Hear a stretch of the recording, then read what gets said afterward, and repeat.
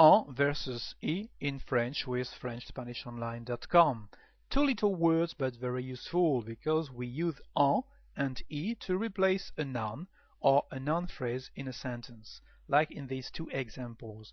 Je réponds à ton email, I'm replying to your email, but if you want to say I'm replying to it, in French, j'y réponds.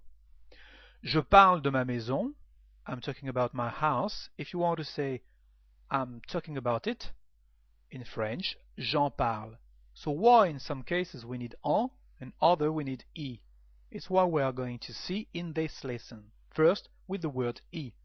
E in French is for things, animals, but never for people. So here some examples. Je réponds à ton email, I'm replying to your email, becomes j'y réponds, I'm replying to it. As you can see, e is before the verb. Prends garde au chien, be careful with the dog, becomes prends-y garde. Here e is after because it's the imperative mode, like an invitation or an order. Elle pense aux vacances, she's thinking about her holiday. So if you want to say she's thinking about it, elle y pense.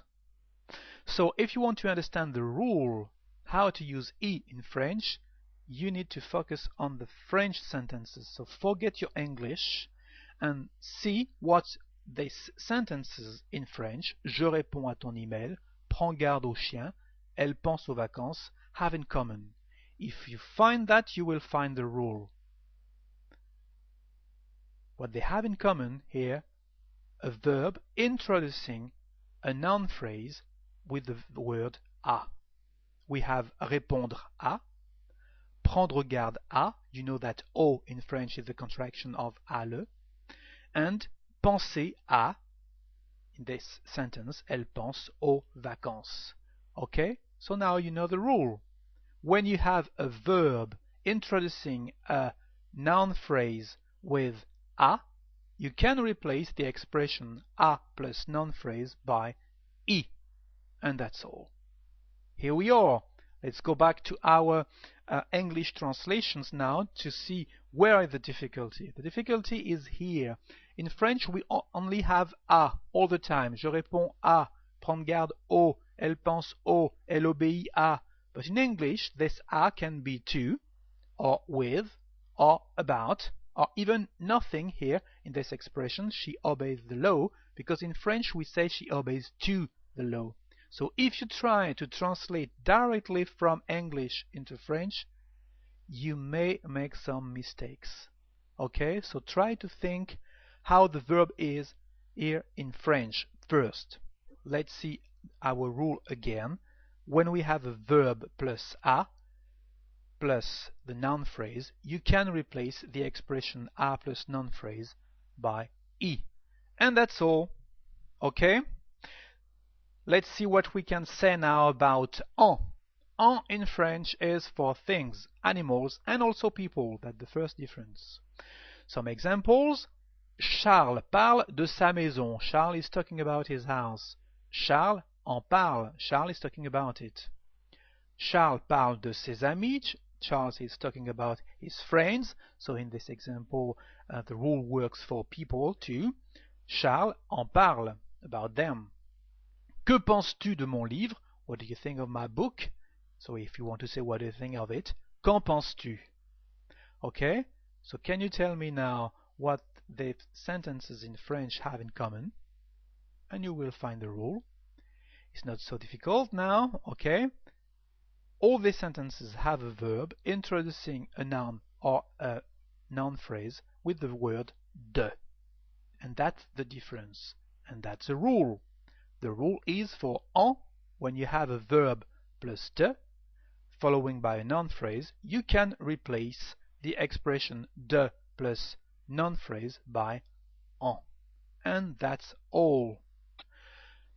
Here, to summarize what we've just said, e is for verb plus a, like répondre à, aller à, penser à, prendre garde à. En is for verb plus de, like verbs parler de, penser de, jouer de, etc. So you need to know the verb in French to be sure to use correctly e and en. Okay? Let's add some more rules to know difference between en and e. En can also represent a part of a bigger quantity of number of something. For example, say j'ai acheté des fraises. I bought some strawberries. You can replace some strawberries by en here, saying j'en ai acheté. I bought some. Why? Because you imagine in the supermarket or in the market, you are in front of a big quantity of strawberries and you only want to buy a part of this quantity. So in this case, because it's a part, because it's some, you can use en to replace the noun. J'en ai acheté. The same thing, je n'ai pas d'argent. Je n'en ai pas. I have no money. So when someone asks you, have you got some money? Tu as de l'argent? If you don't have, you can say j'en ai pas. Same thing for water. Je n'ai pas d'eau. Je n'en ai pas. Or, j'ai pris des livres. I took some books. J'en ai pris. E can also have a total different meaning. Here, E means there or here. When you say, for example, I stay here, I stay there, je reste là, or j'y reste. Exactly the same sentences. We have the expression that we like to use when we are in a place and we don't want to move. For example, we say j'y suis, j'y reste. I'm here and I won't move. I'm here and I will stay. J'y suis, j'y reste. So let's see now some idiomatic expressions in French using E and en. So why idiomatic? Idiomatic, it means that it's like that. There is no rule. It's not difficult, but if you want to use them correctly, you need to know them. You know some of these expressions. For example, there is, when you say there is a cat, there is a dog, there is something like that. In French, il y a un chat, il y a un chien, or we say il y a un chien, il y a un chat, with the letter E. Ça y est, it's an expression when you finish something. We've just finished. You say, ça y est, I've finished. Here it is, I've done it. En avoir assez, it's an expression with two different meanings actually.